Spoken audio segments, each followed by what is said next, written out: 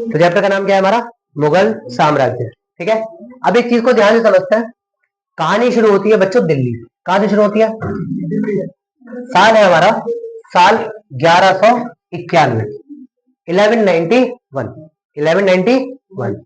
1191 में होता है तराइन का प्रथम युद्ध, तराइन का पहला युद्ध। यह युद्ध लड़ा जाता है मोहम्मद गौरी, मोहम्मद गौरी और पृथ्वीराज चौहान के बीच में, पृथ्वीराज चौहान के बीच में। जो लिखने की कोशिश कर रहे हैं मत लिखो, वीडियो में सब कुछ लिखा लिखा मिल जाएगा, कहानी समझोगे तो दिक्कत हो जाएगी।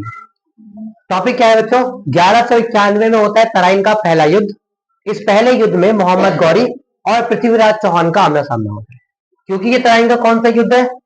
पहला, तो इस युद्ध को कौन जीत जाता है? पृथ्वीराज चौहान। ये कहाँ के राजा थे बच्चों? दिल्ली के। किसके किसके राजा थे? उस समय दिल्ली का नाम हुआ करता था बच्चों इंद्रप्रस्थ। क्या नाम हुआ करता था? इंद्रप्रस्थ।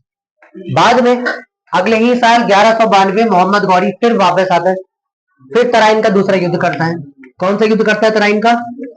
इस युद्ध में मोहम्मद गौरी जीत जाता है, इस युद्ध में मोहम्मद गौरी जीत जाता है। मोहम्मद गौरी के जीतने के बाद भारत में पहली बार किसी मुस्लिम शासक का शासन शुरू हो गया। पहली बार था कि भारत में किसी मुस्लिम राजा ने राज करना शुरू किया। और वो राजा कौन था? तो उसका नाम मोहम्मद गौरी नहीं था। मोहम्मद गौरी ने युद्ध जरूर जीता था पर उसने भारत में राज नहीं किया। उसने अपने एक नौकर जिसका नाम क्या था?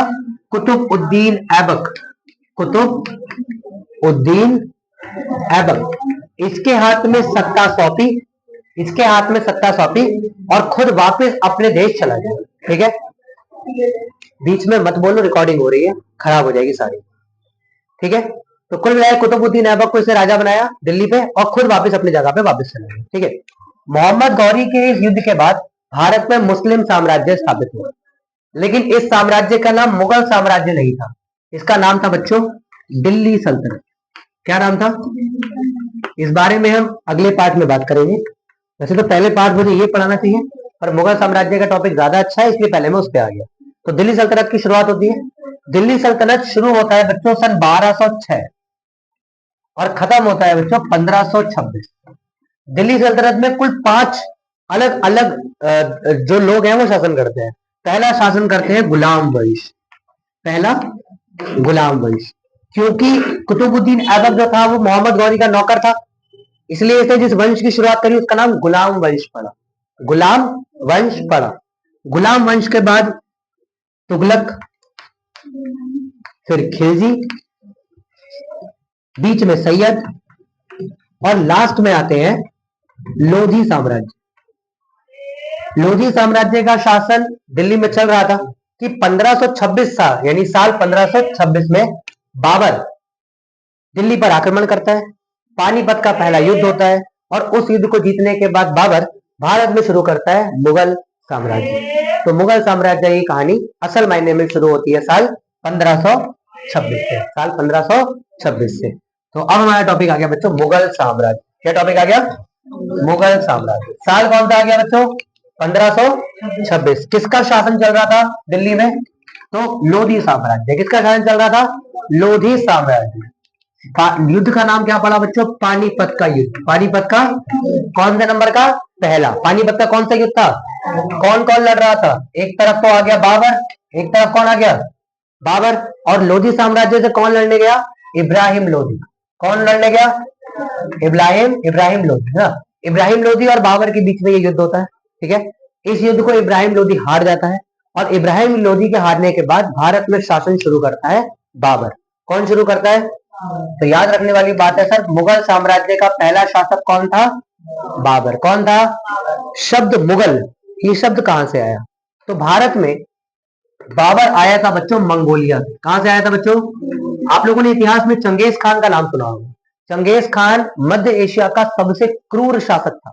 ऐसा कहा जाता है कि अगर चंगेज खान कहीं पर हमला करता था तो ना वहां के केवल इंसानों को बल्कि जानवरों को भी बदतर मौत मार देता था।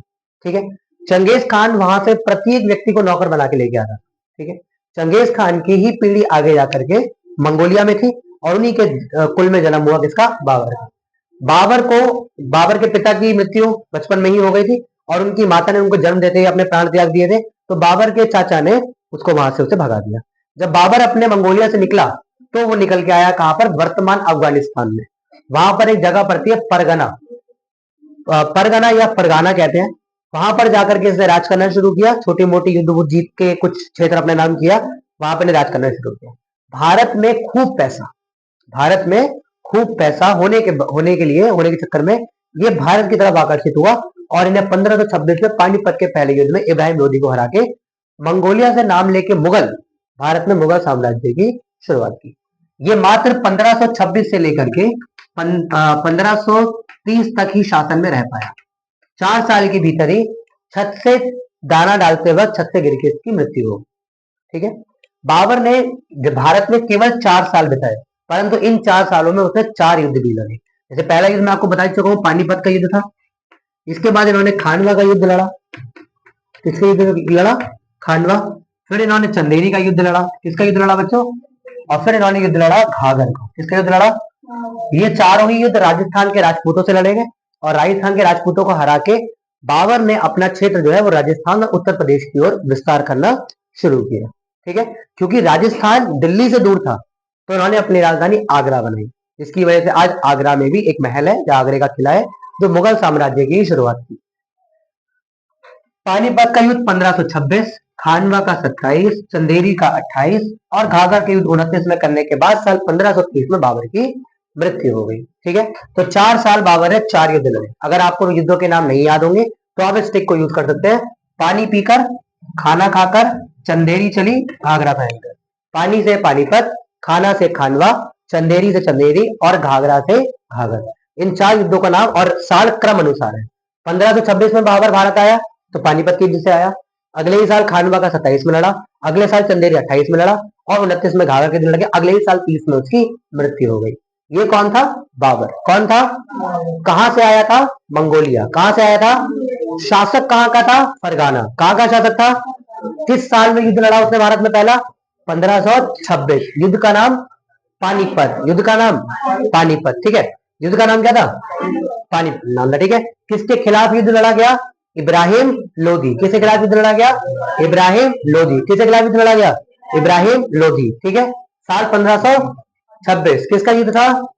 किस किसके बीच में हुआ? बाबर और इब्राहिम। बाबर और इब्राहिम। बाबर कहां से आया था? शासक कहां का था? फरगाना। शासक कहां का था बच्चों? फरगाना। कब से कब तक शासन किया? 1526 से 1530। पानीपत का युद्ध, फिर खानवा का, फिर चंदेरी, फिर घाघर। ठीक है, तो 26, 27, 28 और 29 और मृत्यु कब हुई इसकी? 1530 में। ये कौन था? बाबर। कौन था? बाबर, मुगल साम्राज्य का फाउंडर या संस्थापक। ठीक है, अगला शासक कौन आता है बच्चों? हुमायूं। अगला शासक कौन आता है बच्चों? बाबर का बेटा कौन हुआ? हुमायूं। बाबर का बेटा कौन हुआ बच्चों? हुमायूं। हुमायूं। हुमायूं।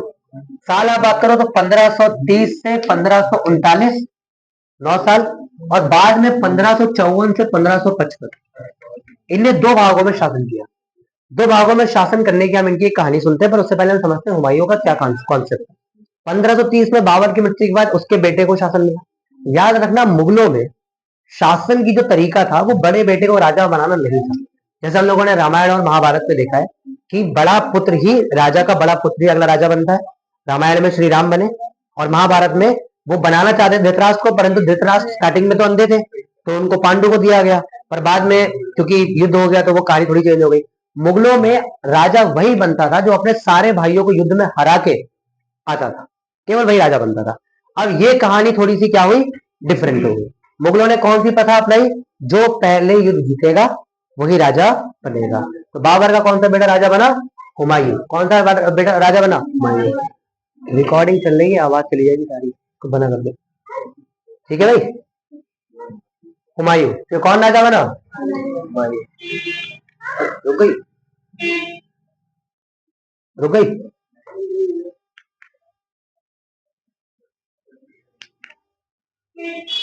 बंद हो गई, बंद कर दो बेटा। मैं एडिटिंग नहीं करूंगा इसकी, बता रहा हूँ।